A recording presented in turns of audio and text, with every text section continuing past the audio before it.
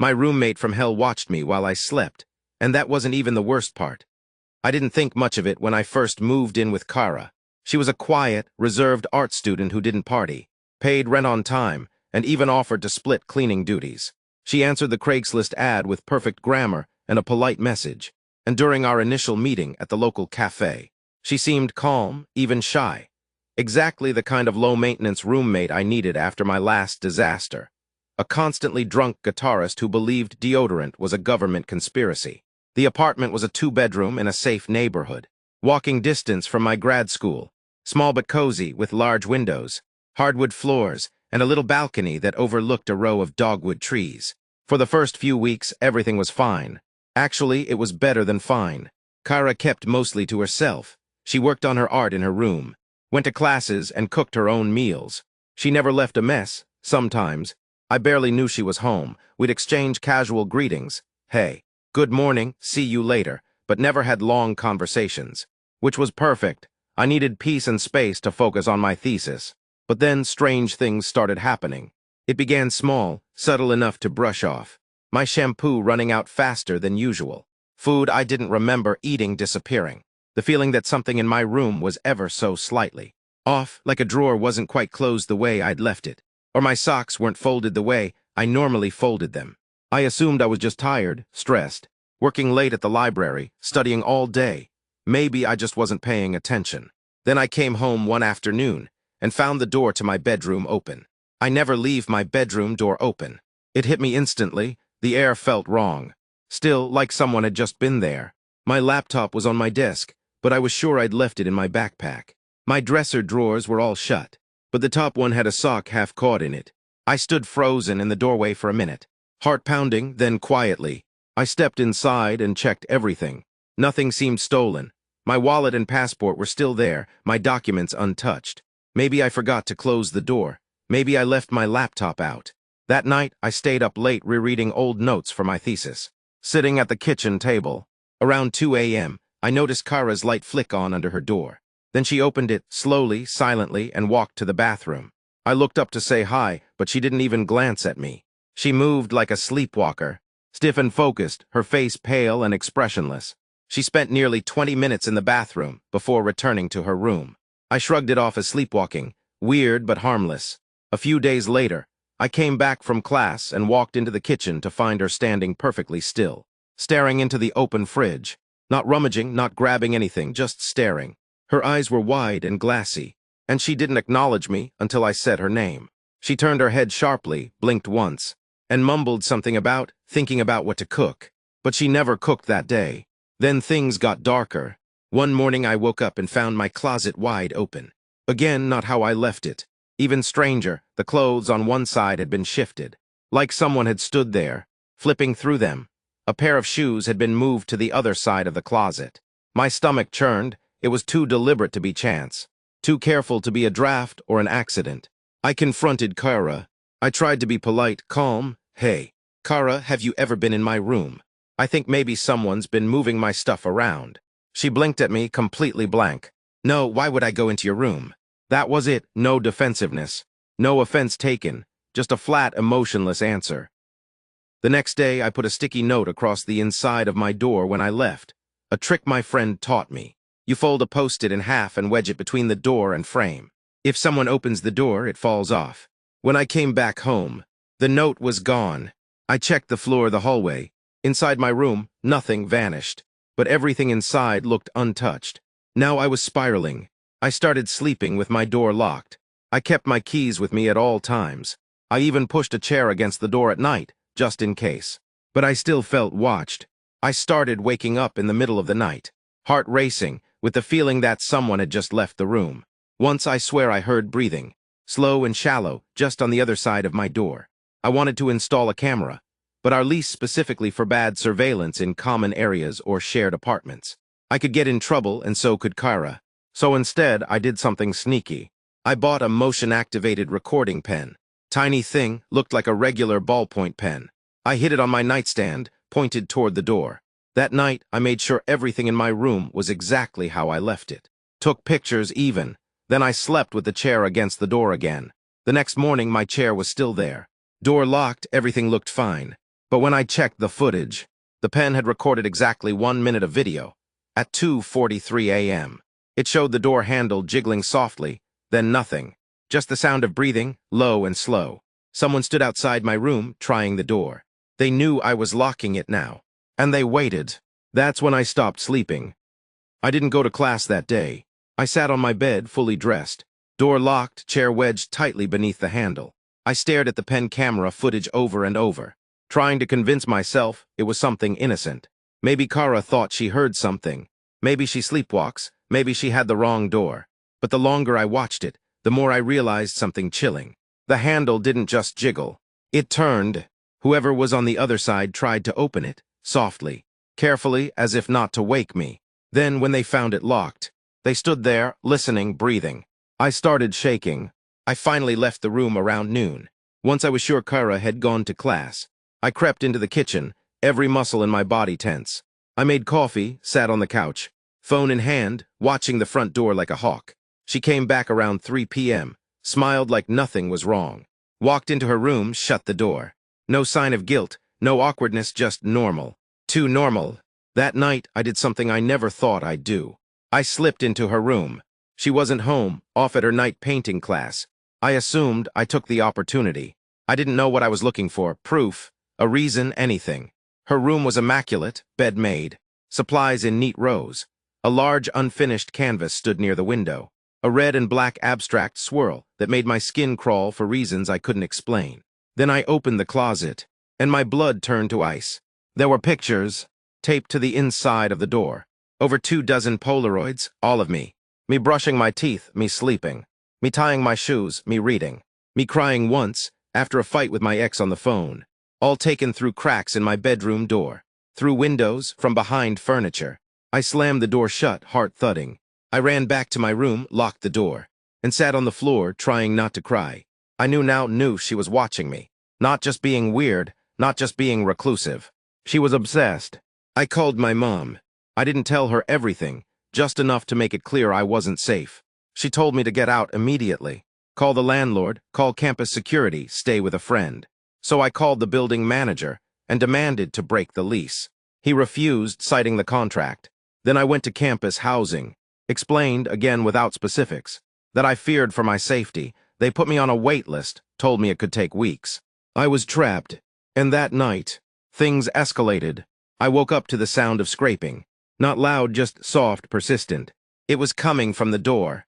I bolted upright and grabbed my phone, flipped on the camera, and tiptoed to the door. I crouched down and looked through the crack beneath it. A shadow, a silhouette on the other side. I whispered, "Kara." No answer. The scraping stopped. Then, very slowly, a piece of paper slid under the door. I didn't move, didn't breathe. Footsteps retreated. Her door creaked open and shut. I waited 5 minutes before picking up the paper. In neat, cursive handwriting, it said, "You used to smile more, I miss that." That was it. No name, no explanation. Just a cold, bone-chilling message from someone who clearly had no idea what boundaries were. I slept at a friend's house that night. When I returned the next morning, my door was wide open. All the clothes in my closet had been moved. My bed had a new wrinkle in the middle like someone had lain in it. I called the police. They came, took my statement, asked if anything was stolen. I said no, but told them about the stalking, the photos, the message. They searched her room, found the pictures. Kara stood there as they pulled them down from the closet door, arms crossed, face blank. When asked why she had those, she simply said, "I wanted to understand her better." That's all. Not denial, not apology. Just pure, flat creepiness. She wasn't arrested. They said it wasn't a crime to take pictures in a shared apartment. Unless I had proof, she entered my room illegally. There wasn't much they could do, but they gave her a warning. I moved out 2 days later. I packed everything while she was at class, had friends help, and left without saying a word. I thought it was over. I blocked her, changed my number, switched campuses, found a new apartment, this time alone, paid extra for peace of mind. Weeks passed. I started to relax again. I even laughed for the first time in a while. Then one morning, I found something in my mailbox. A painting, folded neatly, no envelope, no name. But I recognized the style. Red and black swirls, just like her unfinished canvas. On the back, written in pencil, "I still think about how you looked when you slept." I filed a restraining order. She hasn't contacted me since. But sometimes, when I wake up suddenly in the middle of the night, I swear I still hear that slow, steady breathing just outside my door. After filing the restraining order, I tried to live normally again. But normal had shifted. I double-checked my locks every night. I covered the peephole with tape. I avoided mirrors in dark rooms. I slept with a hammer under my pillow, not because I thought it would help, but because having nothing felt worse. The campus therapist said I was showing signs of hypervigilance. No kidding. For a while, things seemed calm. No strange letters, no new paintings. No calls, my routine slowly stabilized. Class, library, food, home. I barely spoke to anyone unless I had to. Until the email came. It was from a burner account. No name, just the subject line. I miss our little talks. Inside was a single attachment. A photo of me at the grocery store, staring at the cereal aisle, taken from behind. I dropped my phone. The timestamp on the image was 2 days ago. So she was still in the city, still watching, still obsessed. I reported it to the police again. They said the restraining order only covered direct contact. A photo, technically, didn't violate it unless there was harassment. They suggested I document everything, so I did. Every sound, every shadow, every misplaced object in my apartment. I wrote it all down. I lived like I was preparing for trial. Then one night, I woke up at 3:17 a.m. to the sound of water running. Not the pipes, not rain. The faucet.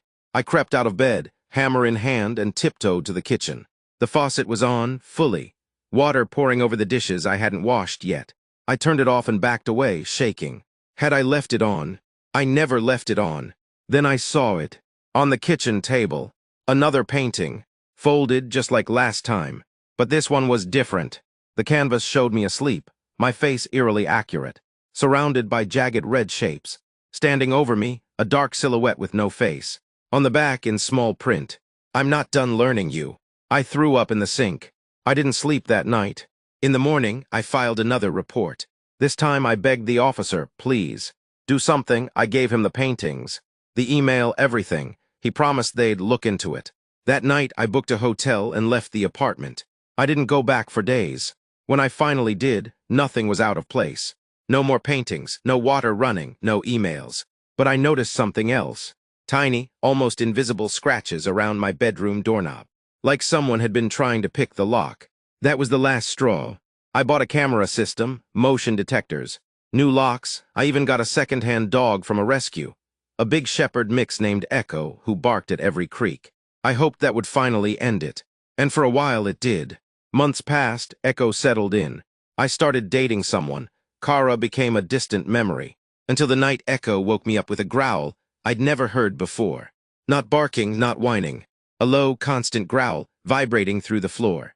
I sat up. Echo was at the door, staring, hackles raised. I grabbed my phone, heart pounding, checked the camera feed. There, standing outside my apartment door at 2:49 a.m. was Kara. No disguise, no mask. Just her barefoot in a nightgown, hair tangled, staring directly into the lens. She didn't knock. She just stood there for 17 minutes, then turned and walked away. I called 911. They searched the building, found no one. But the camera didn't lie, she was there. The officers took it more seriously this time. They upgraded the restraining order. I gave them every file I had, but I couldn't shake the feeling that she'd gotten in somehow. That night, I tore the place apart, looking for holes, crawl spaces, ducts, anything. And I found it. A panel in the closet. It wasn't locked, just tucked behind the upper shelf. When I pulled it open, I found a narrow passage, an old maintenance crawl space, and inside it, a sleeping bag, empty food wrappers, a flashlight, a sketchbook. All hers. She'd been living in the walls. The police launched a manhunt. She disappeared again. I moved out that week, changed campuses, changed my name legally. Echo stayed by my side through it all. But sometimes, when I leave the house, I come back to strange things. The fridge door slightly ajar. A book moved on the shelf. A light I swear I turned off. I don't have proof, but I have a feeling. She's still watching, still learning, and maybe someday, she'll come back to finish the painting. After I moved and legally changed my name, I thought I was finally free. I chose a small, quiet town 3 states away. Got a 1-bedroom apartment above a flower shop. It smelled like lilies and fresh soil. A strange comfort after all the years of paranoia and paint. Echo adapted well. He no longer growled at the walls. He slept deeply at my feet every night. I took it as a sign that things were finally normal. But the mind remembers what the body wants to forget. Even though the cameras never caught anything, I kept checking them obsessively. I changed my locks every few months. I never took the same route to work twice in a row. The people at the coffee shop called me Ghost Girl because I never said more than 5 words. I didn't care. I was alive. I was hidden until the letter came. No return address, no stamp. Just my new name, handwritten in perfect cursive on a pale gray envelope. Inside was a single photograph. It showed me, sitting on the park bench across from my building, reading a book. The back of the photo said, "You look better without fear." My hands shook so violently, I dropped the picture. Echo sensed it instantly. He was at my side, tail stiff, head tilted. I called the police. Again. They took a report, again. Said it could be a coincidence, again. But I knew. She'd found me. Somehow she always did. I upped my security. New locks, new cameras, a hidden panic button in the wall. I even enrolled in self-defense classes. Bought a taser. Echo wore a GPS collar at all times, just in case. Weeks passed, nothing happened. Until my neighbor, a sweet older woman named Janet, knocked on my door one morning looking confused. "Hey, hun, everything okay?" she asked. "You didn't say anything about moving out." My stomach dropped. "What?" "Well," she said, "your friend came by earlier, tall girl. Long hair, and she said you were moving. Asked if I could collect your mail starting next week." I stared at her. "I don't have a friend like that." Janet's eyes widened. "Oh, honey. She knew your name. She was so polite, too." I slammed the door and called the police again. This time, they searched the building, questioned Janet, reviewed the camera footage. Nothing. Whoever she was, if it was her, she'd somehow avoided every single camera angle. The police were baffled. I wasn't. I started seeing things. Not hallucinations, real things, but wrong. My shampoo bottle moved half an inch every night. My socks were rearranged by color. My fridge had a brand of yogurt I never bought. And one morning, when I opened my bedroom closet, every single hanger was turned the same direction. Perfectly aligned. I'd never done that. Echo barked at the corner of the room that night. Not growled, barked, loud, constant, until I carried him out. That's when I saw it. A faint handprint on the mirror, too small to be mine. I stopped sleeping. I left lights on in every room. Echo barely left my side. Then one night I heard the music, faint from the walls, a soft humming, a tune I recognized from years ago, something she used to hum while painting. I pressed my ear to the drywall. It stopped instantly. I nearly ripped the wall apart trying to find a crawl space, but there wasn't one, just insulation and dust. The next morning, I received another envelope under my door. No name, no message, just a tiny painting, a portrait of Echo, lifelike, detailed, beautiful even. But his eyes weren't normal. In the painting, his pupils were vertical, like a snake's, and there was blood dripping from his mouth. I burned the painting. A week later, Echo went missing, gone from the apartment without a sound. No sign of forced entry. His collar was found in my mailbox. I screamed. The police launched a search. I posted flyers. I begged every neighbor. No one had seen him. He vanished like smoke, like she took him with her. I slept on the floor for nights after that, clutching his blanket like a child. The cameras caught nothing. The police were done helping me. Even Janet started pulling away, probably afraid. I was alone again, but I knew she wanted something. She was playing, watching, testing how far she could push before I snapped. So I gave her what she wanted. I started painting. Not as good as hers, not by a mile. But I painted what I remembered. Her face, the old apartment, the sketchbook I found, the mirror she always avoided. I put it all on canvas. Then I burned them, one by one. I sat in the bathtub, flames in the sink, watching her vanish into smoke every night. And then one night, she knocked, 3:12 a.m., 3 soft knocks. I didn't move, didn't breathe. She knocked again, then slid something under the door. It was Echo's collar. Still warm, still damp. I unlocked the door and yanked it open. No one was there, just the long hallway, empty. But on the far wall, someone had written something in what looked like rust or old paint. "Your fear feeds me." That was the final straw. I left the next morning. Didn't pack, didn't clean, just drove. For hours, I ended up in a different state, in a tiny motel off the interstate. I paid in cash, used a fake name. Stayed for weeks. No mail, no knocks, no callers. Nothing. It felt safe. Until I woke up one morning to a new painting on the inside of my motel door. Just a smear of colors, but I recognized them instantly.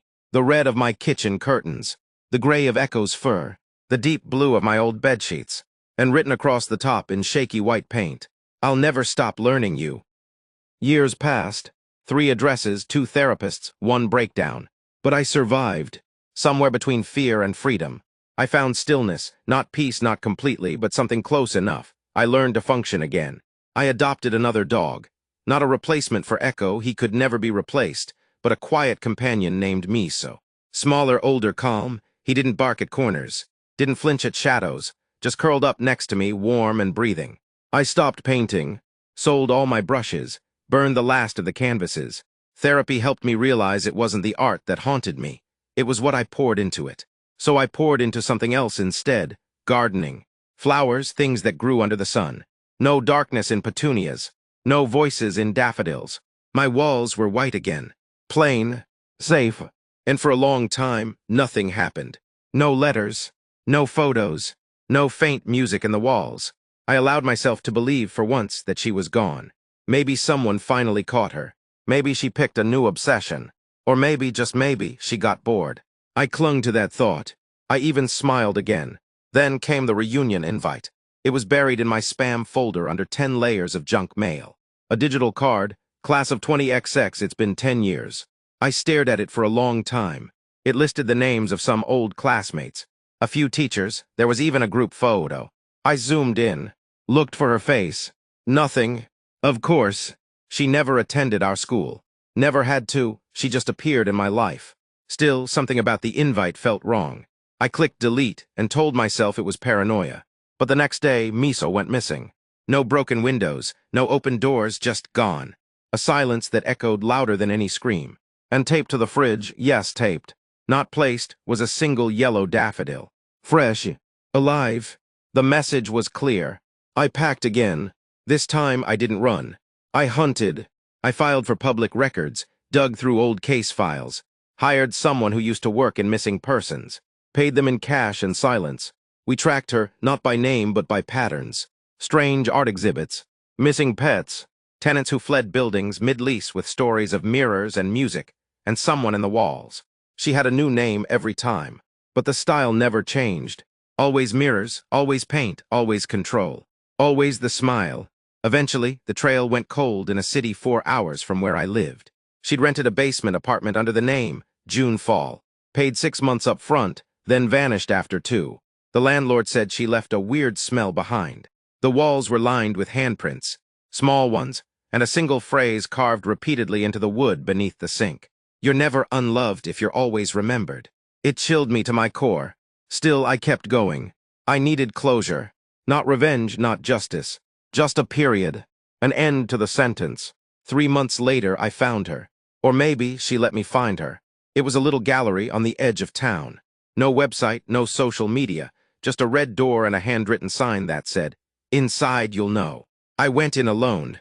The air smelled like turpentine and rotting roses. The walls were covered in paintings, every one of them me.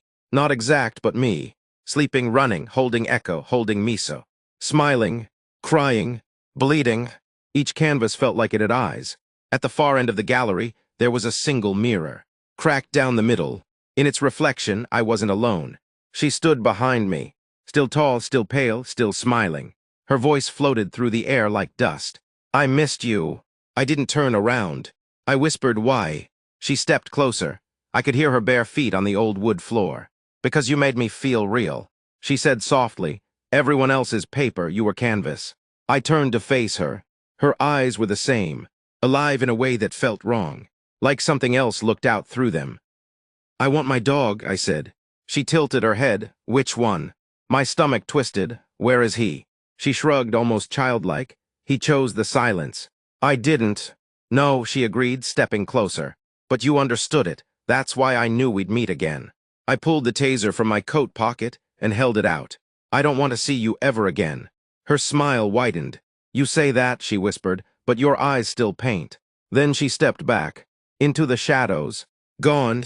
No sound, no exit, nothing. I was alone again. In a gallery of ghosts. I left the city the next morning. Burned every photo I had. Deleted everything. Moved again, new names, new number. And this time I didn't leave a trail. No dogs. No friends. Just silence. But every year on the same day, a daffodil appears on my doorstep. Always fresh. Always alive. Sometimes with a painting. Sometimes with nothing at all. But I never look anymore. I just burn it. Quietly. Without ceremony. Because I know something now. She never wanted to kill me. She wanted me to remember. And as long as I do, she's still real.